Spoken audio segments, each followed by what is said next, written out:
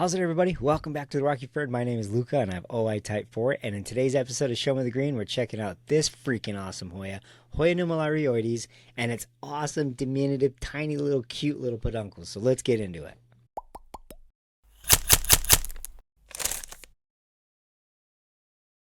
So you guys can tell we're doing a little bit different layout. I'm going to be doing some blue screen, showing you guys some of the macro shots that I've been taking, get you up close and personal with the plants, get you in the nitty gritty, and get you that front row seat that I really want you guys to get into. See the details that it's hard to get in a lot of videos, and I'm hoping that these macro shots really bring you in and let you engage with the plant in ways that you maybe aren't able to normally. So before we get into that really cool Hoya, I just want to let you guys know that I started my own podcast. It's called Wishbone with Luca, and it's just a journal of sorts where we kind of share our life stories and offer support for anyone who's struggling. I kind of had a rough childhood, so I have been struggling with certain things, and it's been kind of daunting to put my story out there, but I've had a lot of positive feedback from my family and friends. And so with that being said, if you're wanting to be on the show, I would love to have you on there just to discuss different point of views. It's a very open and welcoming platform,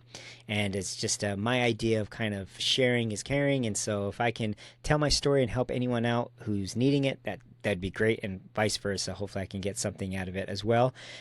Check it out, and then for always planty goodness, come back over here. Let's get into the plant. So this is Hoya Nummularioides. It's a very cool Hoya. Like I was saying, the peduncles are so tiny. They're so cute. I can't help it. We're going to also kind of restructure how I talk about the plant and plant profile. So we'll start at the roots and we'll work our way to the leaves. But this plant is rooted in habitat in Southeast Asia. And what's very interesting is while this is a very common Hoya, you can find big baskets of it for a pretty reasonable price. You can't find a lot of information on it. I couldn't find exactly where in Southeast Asia it's from, and I also found a lot of information saying they're found all over the world, from South America to whatever. But they are a Southeast Asian endemic. The name Nummularioides, oides lets you know that it's likened to something or it looks akin to something, and that would be the Nummularia, and that's Latin for little coins. And you can definitely see why the leaves are called little coin-like. Even the desiccated Nummularioides definitely has little coin-like leaves to it. What's interesting is this plant is sometimes misnamed as Hoya pubera Nummularioides, and even Hoya pubera picta Nummularioides. Hoya pubera was recently changed to pubera from picta, and they're completely different plants. I think there's some mislabeling going on, and then the confusion kind of went out from there. But Nummularioides has very fuzzy, felt-like leaves, whereas pubera or picta has very smooth leaves. Let me get a close-up here of the leaves, and you can see just how smooth it is. However, the stem and the margin of each leaf is hairy. The Nummularioides is more felt-like. It's much finer of a hair covering than like Thomsonii. The Thomsonii is very peach fuzz-like, whereas the Nummularioides is very soft and very fun to touch. It is an epiphytic vine, so a lot of epiphytes have some, if not all, their roots exposed to preferably warm, moist air. And so that's kind of what you want to duplicate. They want a substrate in your environment that will allow them to stay somewhat high humidity, but a lot of airflow. So here in Hawaii, I use Stratum. It's just been this amazing product for me to use.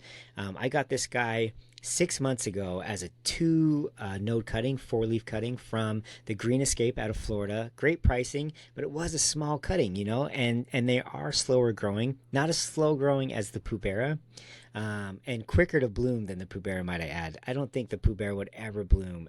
It would have to be 4 times the size, I would think, from what I've been reading, that before they're going to bloom. But in 6 months, it did put on this amount of growth, and they are looking for warm, moist air for those roots. And you can see that there's a ton of arrow roots all along the stem, looking for opportunity to root into whatever they can so that they can continue to grow. And I just have to say, imagine seeing a mother plant of this in habitat 15 feet long or whatever it is, full of hundreds and hundreds of peduncles, because this plant already has 5 peduncles. It's going off. I love this plant. I think that would be an amazing, amazing sight. Vermont Hoyas has said that this is his top 10 favorite Hoya. If you have to limit your collection to 10, good luck. This would be one of those 10, and I'd have to totally agree. This is such a cool Hoya, very small. It looks like a Hoya Lanceolata Bella, but a miniature version, that same color scheme. So as we move up into the growth structure, you can see that even the stems are furry, very rigid growth structure. It has a yellow clear sap. Hoyas can have white sap, they can have clear sap, but this guy happens to have a yellow sap. And it's got a very firm growth to it. The leaves themselves are very firm. And I'm going to say that this is kind of a medium light Hoya. It is being kept in an area that the other Hoyas are kind of shadowing it, and it's growing great. I can see that this plant higher up in the canopy and maybe getting covered from sun from the canopy itself. So they do, I'm sure they do enjoy quite a bit of nice, bright, indirect light, but so far the medium to medium bright light that it's been getting has been great. This guy doesn't sun stress the best, I'll say. So it gets kind of like a orange bronzy flush to it, whereas the Pubera, that actually flushes a little bit more of your typical sun stress, pinks and oranges, a little bit, not as much as some other Hoyas like the Sunrise and Tequila and all that. But this guy definitely does, flush a little bit of a color to it. The flowers, the smell, you guys, it's amazing. So the smell has kind of a very heavy rose up front, and then in the back there's some lilac, there's some lily.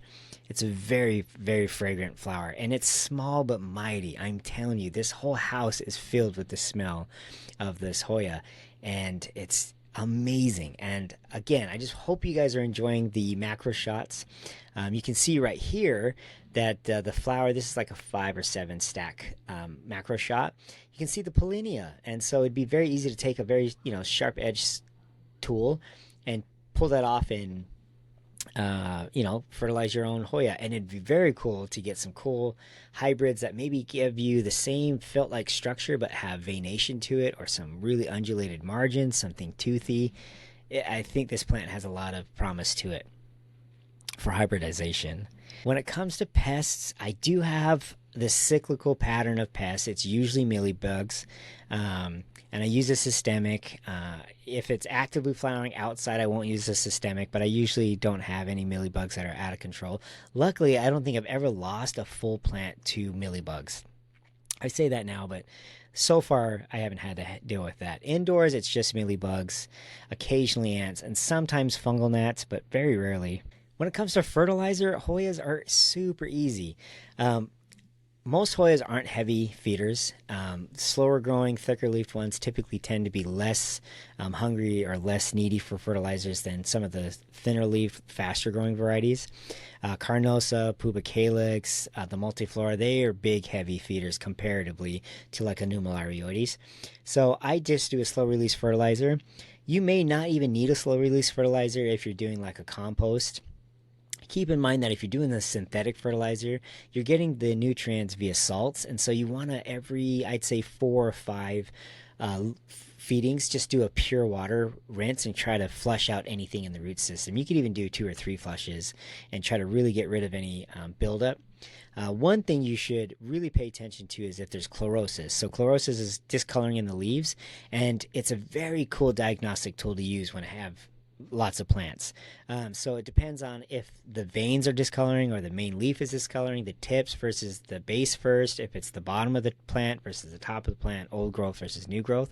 All those things in conjunction with each other can be a very cool diagnostic tool to tell you if you're short or over on anything. And maybe we'll do a video on that, because that'd be kind of cool and geek out on. But I'm really hoping you guys are enjoying this new layout, this new setup. The macro shots, I'm really hoping you guys enjoy. Gives you kind of a front row seat as if you were here with me looking at these beautiful plants. Because maybe you don't have these and maybe you do, and it's just cool to compare, and maybe this will help you decide if you wanted this plant or not. If you like this layout, definitely give a thumbs up. It helped me out a ton. Give a subscribe to it, because It helps me out a ton, and I'm really hoping we can get to 1,000 subs here by the end of the year. I can't tell you guys how much I appreciate the comments, and I love that you guys are watching. So if you could, just give a thumbs up, subscribe, and check out the other channel and tell me what you think. And until next time, we'll see you guys on the next adventure.